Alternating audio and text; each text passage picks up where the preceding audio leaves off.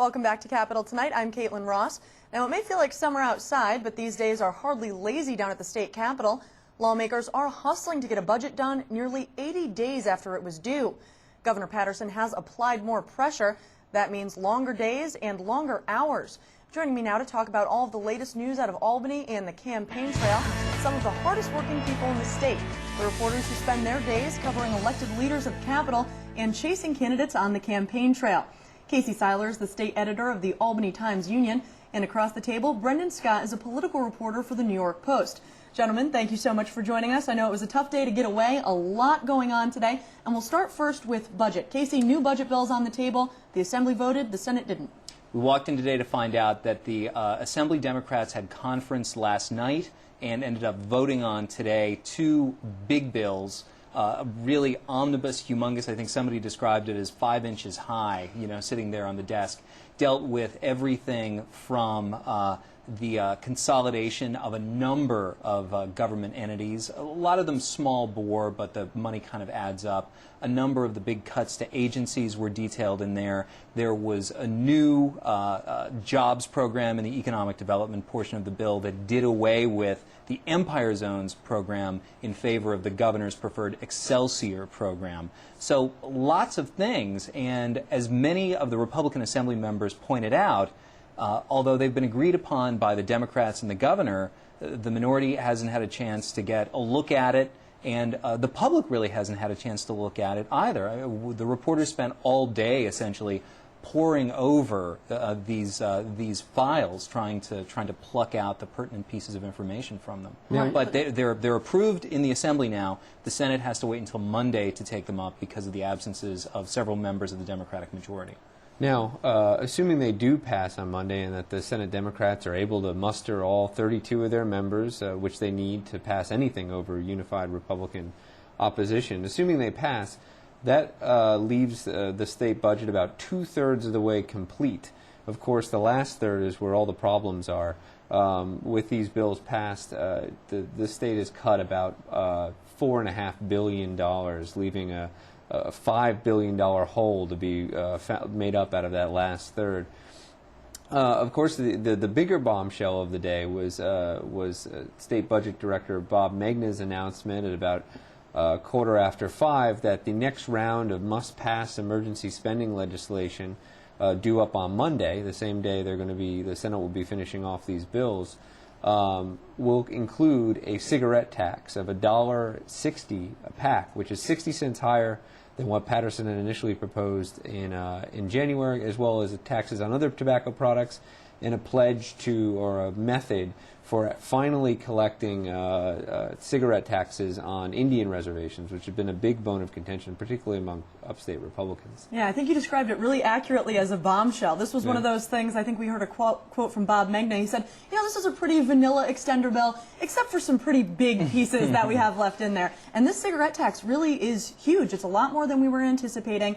And especially collecting the taxes on non-Indians buying cigarettes on Indian reservations, that's something they've been trying to do for decades. Well, and it's very controversial and could lead to a real pushback from some of the native groups. And, many people have worried that there might even be unrest when they try to actually enforce these measures. But in terms of the cigarette taxes, the Senate Republicans immediately came out and said, well, once again, they're doing it to us. They're laying down these big taxes and fees.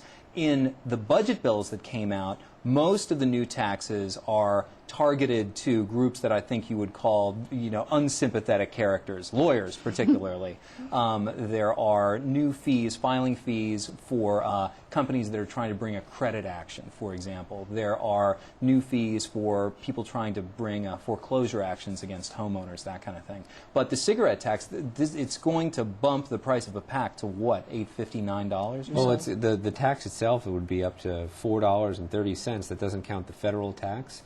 In New York City, there's also a pretty hefty city tax. You're looking at a pack of cigarettes in the city that would cost in excess of $11. They're already about 10, and outside the city, it'd probably be about 9. So it's a significant increase in the price of a pack of cigarettes. I mean, what really the real political thrust here on the part of the governor is to break the Senate, which has been the place where all this stuff has gotten caught up. The Assembly has already voted on a cigarette tax and approved it, but both sides of the Senate, being divided by just one vote, both sides are concerned that any taxes, whether they be cigarette taxes or taxes on lawyers, are going to hurt them going forward, because they'll be in some brochure used by a candidate against them. So neither side wants to approve taxes. The governor's hoping that he can, by the inclusion of the Indian tax element, get the Senate Republicans to vote for a tax, so he can kind of break their ranks and move forward to something even more controversial 2 weeks from now. Well, speaking of controversial and breaking ranks, Conference Leader John Sampson has said from the beginning, no taxes, no fees, but he himself has found himself in an interesting situation today. You wrote about it this morning. Talk a little bit about that situation going on.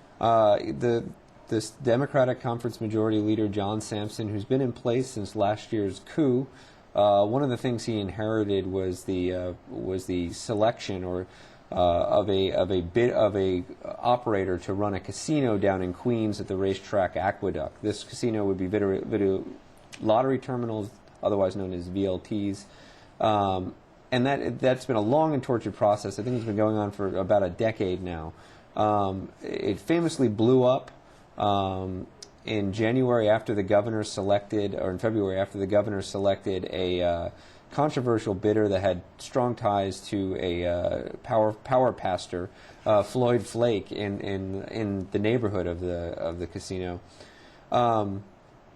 That sparked this whole investigation as to whether there had been bid rigging, whether there had been influence peddling behind the scenes. What we reported today in the Post is that John Sampson had several months back in November, given a confidential memo to the chief lobbyist for this firm that investigators believe was then used to alter the terms of the bid, raise significantly the amount of money that the bidder promised to bring into the state, and catapult them from last or third in the list to first. And thereby justify the award that they ultimately got. This is being looked at by investigators with the State Inspector General's office, although they don't have jurisdiction over the Senate per se or the legislature. You would expect that this might be something that's revealed in a report in the next few weeks. Right, they have said they're looking into it, and now John Sampson actually came out, though, and said, I didn't think the memo was confidential. I thought this was public and I could share it. Right. He said that, well, all this information was public, and anyway, all the criteria changed. The information in this memo, we should say, was basically a breakdown of what all the bidders were proposing. The amount of money they would bring in, the amount of who the principals were, and what they meant for the state. I didn't want to. No, that's okay. Yeah. But the problem is that the criteria changed because the process was so incredibly tortured and convoluted, and the rules of the game essentially changed midway through. And it's bad for Sampson because he's coming off a number of pretty good weeks when the Senate has been able to, when he's really been able to marshal his forces. The problem with last week's extender and Senator Ruben Diaz aside, Sampson has really been kind of asserting himself fairly well. This is definitely a kind of mark against him, unfortunately, at a very key time when he's got to, as Brennan was pointing out, marshal his votes and try to get to 32 on Monday, and of course next week when they get to the portion of the bill that one Republican assemblyman referred to as the big ugly, that has to include that $5 billion worth of cuts and revenue raisers. That is a lot of money. Let's go.